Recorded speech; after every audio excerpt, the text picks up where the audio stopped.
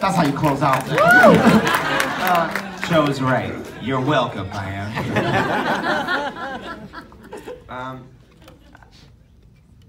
For me, I really dug into the sort of traps of the prison system and the probation system, but you know, having had so many relatives and friends who have gone through it and come out and still are so stuck.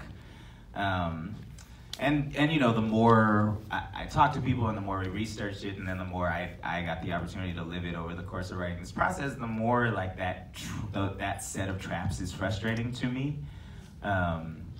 And the more I think, we've been talking to the ACLU a bunch, it's also like a fixable issue. That's also, the system doesn't have to be set up like that.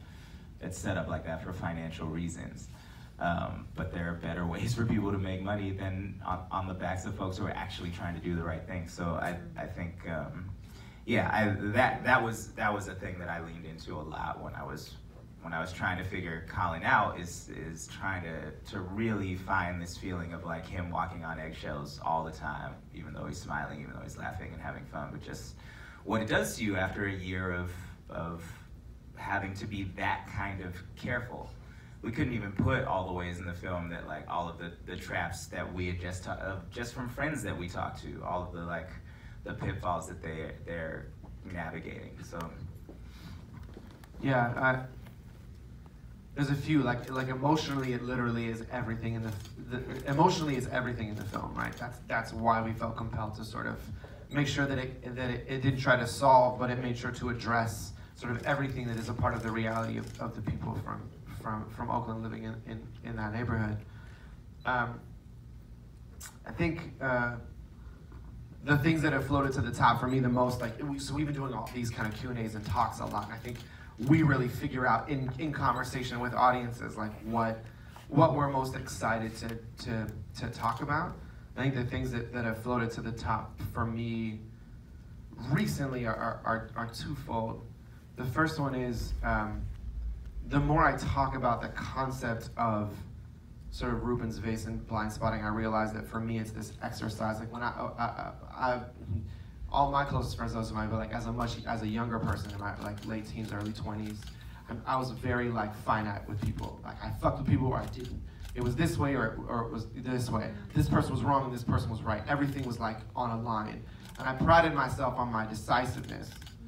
And while I think that decisiveness to a degree can be a virtue, I think sometimes it's the biggest enemy of empathy and progress. If you're so certain all the time of things. So I think what I love about this is, in conversation with people, always seeing if I've too quickly summarized a person's experiences on any part of the conversation, right? Not just folks who are particularly disenfranchised, but just ruling out anyone's perspective, because I feel like sometimes we tier struggle among all people who are struggling, and that in itself is sort of negating what other people are going through.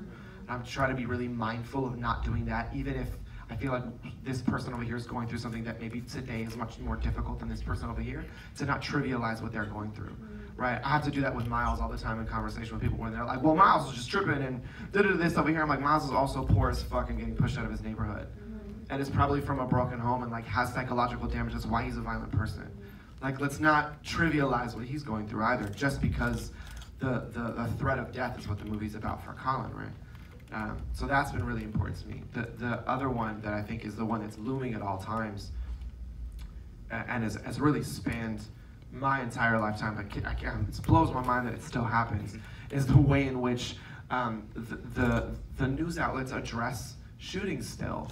Like, this just came up this week with Nia Wilson, who was murdered in Oakland, in the last few days. And then KTVU Fox 2 aired a picture of her holding a gun, which was a phone case. But they went all the way down her Instagram feed. Somebody there went all the way down her Instagram feed full of like normal pictures of a 19-year-old girl who's never done shit wrong. Not that it would matter, but has never done shit wrong. And found a gun, like a gun picture and threw it up on the news with no context. That was the image. And that was the image of the person that was stabbed in the neck for no reason. On a BART platform. On a BART platform. And then KTVU issued this massive apology, blah, blah, blah, blah, blah. No one got fired. You know what I mean? And I think that's where, it's one thing that the tragedy exists, but I am constantly sort of like politically charged to like scream and shout and rebel against how people decide to tell people's story who are not here anymore. I find that to be like another act of violence. You know, how somebody's remembered by people. You damage the conversation forever with one little flash on the screen, and quite honestly, like, fuck your apology. You did the thing, you know, and not everybody who was watching on that day was watching when you were apologizing. And so now we got a divided conversation again. And so I think... And so the next image that had to come out was like a hand-drawn image of Nia that members of the community put up, right? That was the next most circulated picture as a response. Like, that's a battle we shouldn't have to fight, right? You should not have to fight that battle when somebody's going, like, intentionally digging through all of your photos to find the one of the girl with the gun. That's crazy. Why would you create that narrative? It doesn't even, I don't even know what's gained by that.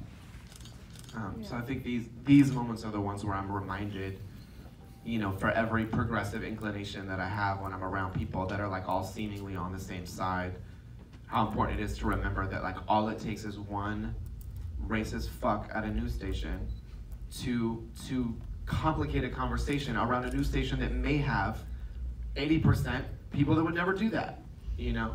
That now there's this, now the entire community in Oakland is pissed at this news station. We've got this polarized thing again. So I'm very invested in how corporate responsibility responds to doing fucked up things that have a ripple effect through communities. Like when Starbucks didn't fire its employees who called the police on two black men in their store and gave them a day training. Fire them. Fire them so they're as scared to lose their jobs as people are to go in there now. You know what I mean? Like, you have to balance this out in a way that feels like you're taking it seriously.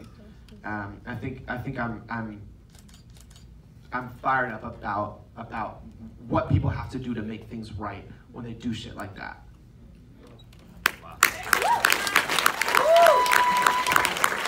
Gentlemen, thank you very much.